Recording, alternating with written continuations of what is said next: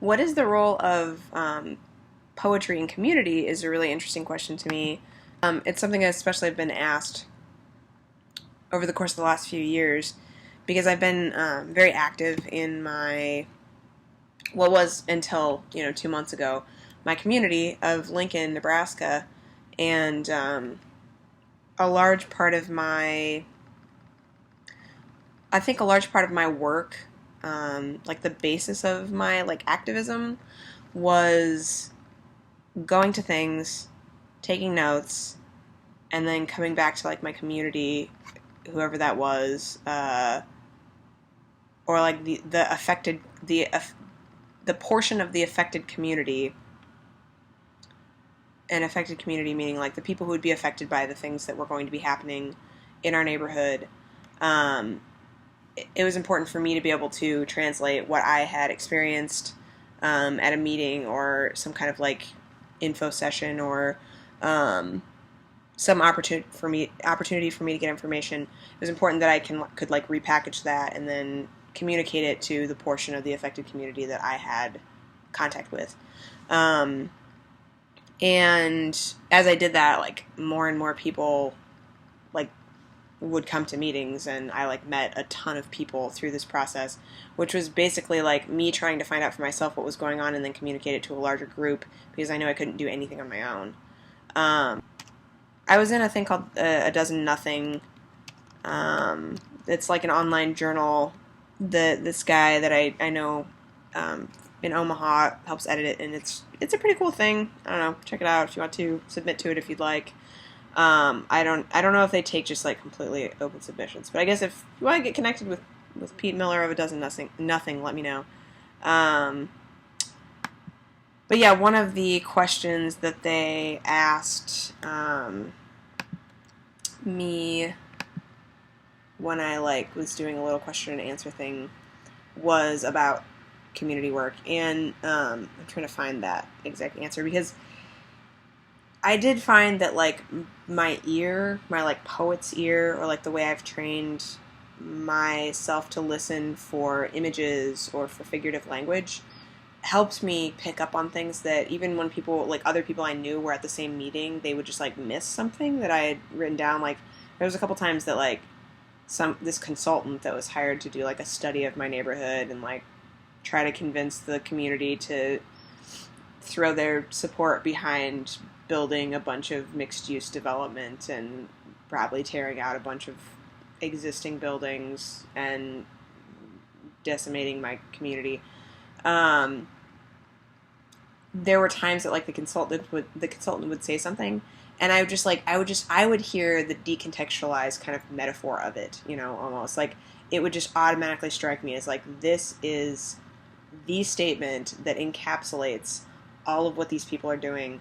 And I think maybe some people would say it was like unfair to decontextualize some of those statements, but like they said that this guy said these things, and so like I would often in like the margins of my like notes about what was technically being communicated to me, in the margins I would write down like a kind of aside that almost like a Freudian slip that would occur sometimes at these meetings that were like with the public. It's not like they were hiding something, but I was also in board meetings and other things where the public wasn't invited, and I was like the only person who was going to tell anyone,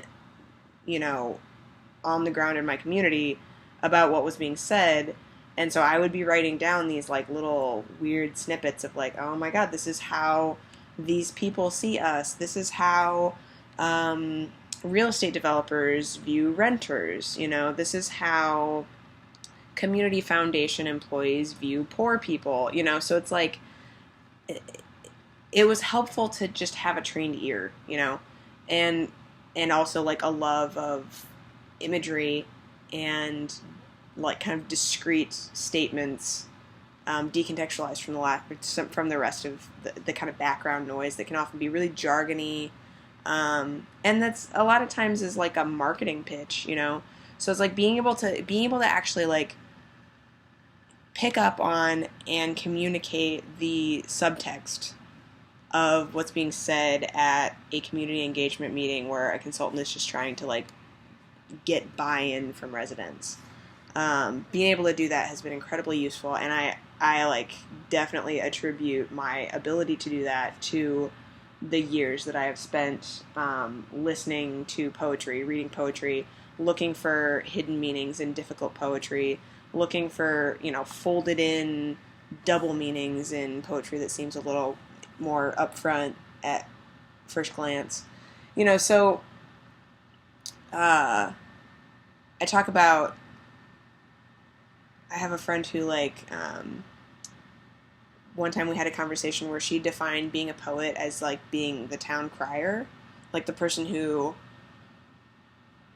observes what's going on in, the world of the community and then is able to restate it in a way that it kind of almost explains it to the community. A poet can see what's going on and kind of distill the meaning and can write the story of what's happening to all of us in a way that makes it almost more accessible, I think. And I don't know, that kind of sounds a bit arrogant, maybe. It sounds a little bit egotistical, possibly, that I think that, poets, that's, what poets can do and, other people can't or something. And I think lots of people can do that in different ways, but I think poets have a really interesting role to play in the story of the life of the community. And I think it's really important for poetry to be connected to the real world. And I think that using poetic skills in the service of advocacy and community building and grassroots mobilization has felt really incredible to me. Has really I don't know. It's kind of made me feel so much better about being a poet. It really does have more meaning than I think. I always, for a long time, I thought it was poetry was just personal to me. It was how I know my friends. It's how I had a social life for a lot of my, weird adolescent and young adult years. But it really is, I think, useful for the community.